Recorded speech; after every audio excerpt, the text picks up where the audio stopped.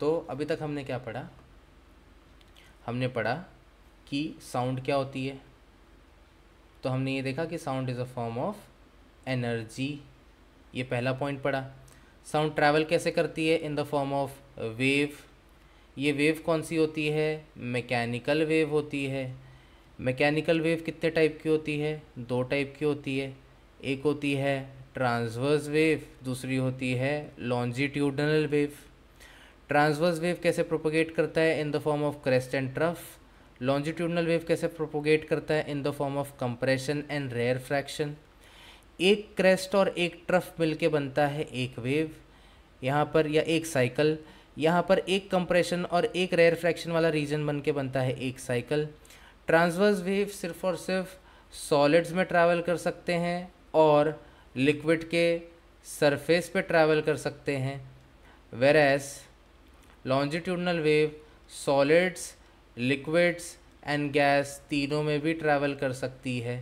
पर ये दोनों भी वेव कहाँ नहीं ट्रैवल कर सकते हैं? दोनों भी वेव वैक्यूम में ट्रैवल नहीं कर सकते। ठीक है। जो साउंड वेव है वो फास्टेस्ट ट्रैवल करती है कौन से मीडियम में? फास्टेस्ट होती है सॉलिड में, उसके बाद होती है लिक्विड में, और फिर कहाँ पर आ जाती है? सबसे स्लोएस्ट किस में होती है? गैस में। Velocity of sound in gas at STP होती है अराउंड 330 मीटर्स पर सेकेंड। ये चीज़ तुम्हें याद रखनी है। ठीक है, ये हो गया। अब जो ट्रांसवर्स वेव होता है 330 मीटर्स पर सेकेंड, ठीक है, उसके बाद हम लोग ने क्या पढ़ा था? ये हो गई ट्रांसवर्स वेव की बात, ट्रांसवर्स एंड लॉन्जिट्यूडनल वेव की बात। उसके बाद हम लोग ने पढ़ा था फ्रीक्वेंसी के बारे में। फ्रीक्वेंसी क्या होती है? Number of cycles perform by the wave in 1 seconds. ठीक है, number of cycles in 1 second, इसको हम लोग बोलते हैं फ्रीक्वेंसी। फ्रीक्वेंसी का एसआई यूनिट क्या होता है? हर्ट्स। फ्रीक्वेंसी क्या डिसाइड करती है? पिच को डिसाइड करती है। पिच ज़्यादा, इसका मतलब क्या है? फ्रीक्वेंसी भी क्या है? ज़्यादा है। ये चीज़ हमें पता चल गई।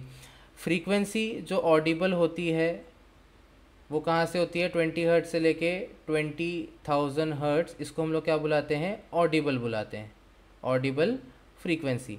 20 हर्ट्ज के नीचे हम लोग बुलाते हैं इंफ्रासाउंड, और 20,000 हर्ट्ज के ऊपर हम लोग क्या बुलाते हैं?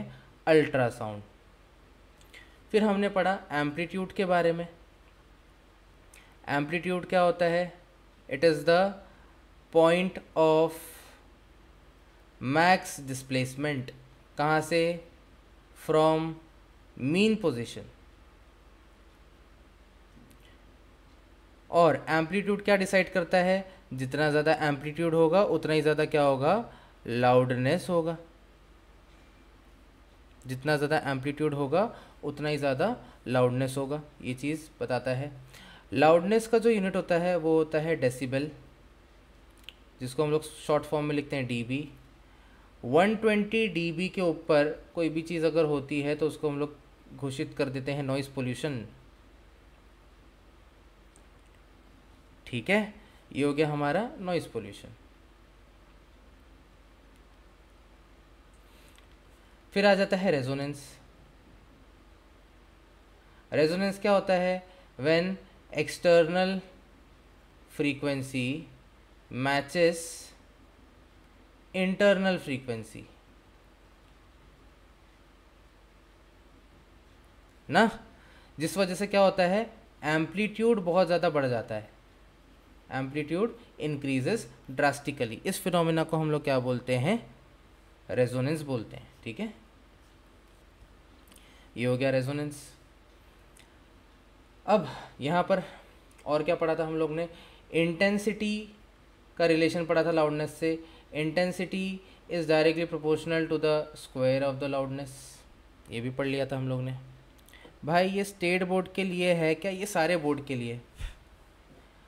तुम 8वीं 9वीं 10वीं 11वीं 12वीं जब तक पढ़ सकते हो साउंड तब तक के लिए है पूरा नोट्स। ये कोई डिफरेंस नहीं आता यहाँ पे।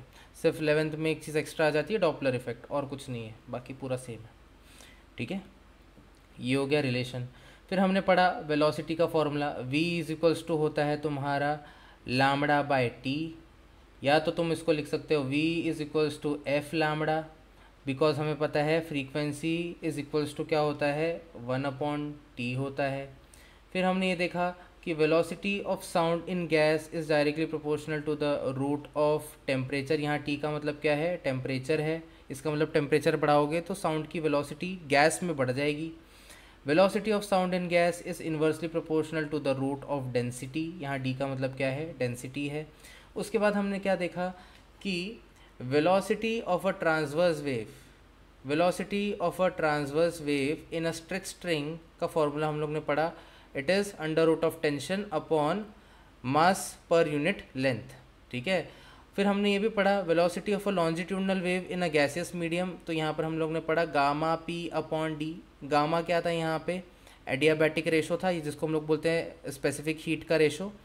पी तुम्हारा प्रेशर था, डी तुम्हारा क्या था, डेंसिटी था, ठीक है।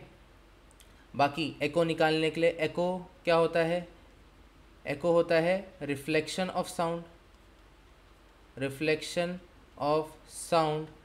और एको कितने टाइम बाद प्रोड्यूस होता है, मतलब एको प्रोड्यूस होने के लिए साउंड कितने टाइम बाद रिटर्न होनी चाहिए, आफ्टर 0.1 सेकेंड्स। अगर रिटर्न हो रही है साउंड तो वो क्या हो जाएगा, एको। अगर बिफोर 0.1 सेकेंड वापस से रिफ्लेक्ट हो रही है तो उसको हम लोग क्या बुला देंगे, रिवर्ब बुला देंगे, ठीक है। ये चीज़ हम लोग ने पढ़ ली, ठीक है।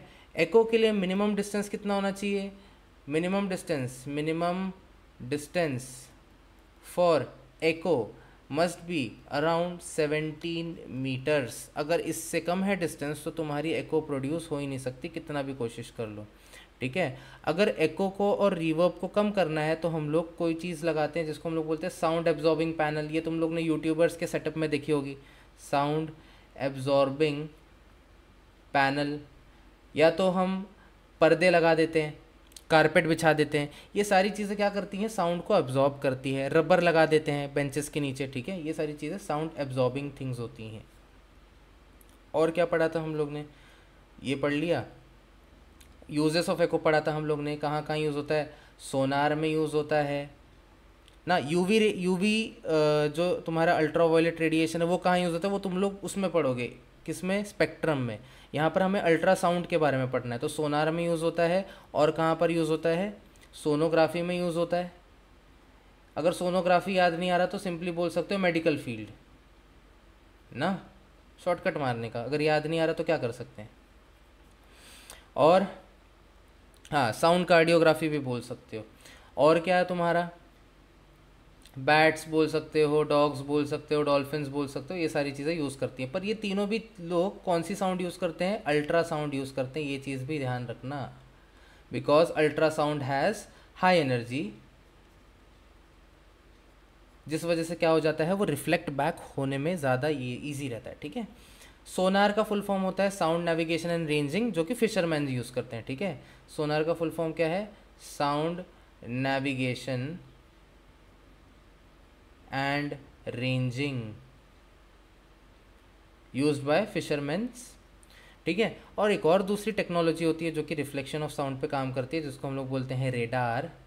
इसका फुल फॉर्म क्या होता है, radio detection and ranging, radio detection and ranging, ठीक है। और ये जो रेडार है ये कौन सी वेव्स यूज़ करता है, एक यूज़ करता है रेडियो वेव्स को और दूसरा यूज़ करता है माइक्रोवेव्स को, ठीक है। क्योंकि इनका वेवलेंथ बहुत ज़्यादा होता है, इसके लिए इनका जो प्रोपोगेशन की डिस्टेंस होती है वो बहुत ज़्यादा होती है, ठीक है। बस इसी के साथ हमारा लेसन ख़त्म हो गया। न्यूमेरिकल में क्या याद रखना है, अगर तुम्हें टाइम जाके आने वाला दिया है तो डिस्टेंस भी जाके आने वाला ही निकलेगा। तो या तो स्टार्टिंग में टाइम का हाफ कर दो या तो बाद में डिस्टेंस का हाफ कर दो। अगर बस इतना दिमाग में रख लोगे तो तुम्हें साउंड के न्यूमेरिकल में भी कोई दिक्कत नहीं होगी, ठीक है। तो ये पूरे लेसन की समरी है, ये वाला पेज और ये वाला पेज। अगर स्क्रीनशॉट लेना चाह रहे हो तो फटाफट ले लो, ठीक है। ये वाला पेज का स्क्रीनशॉट ले लो, उसके बाद ये वाले पेज का स्क्रीनशॉट ले लो।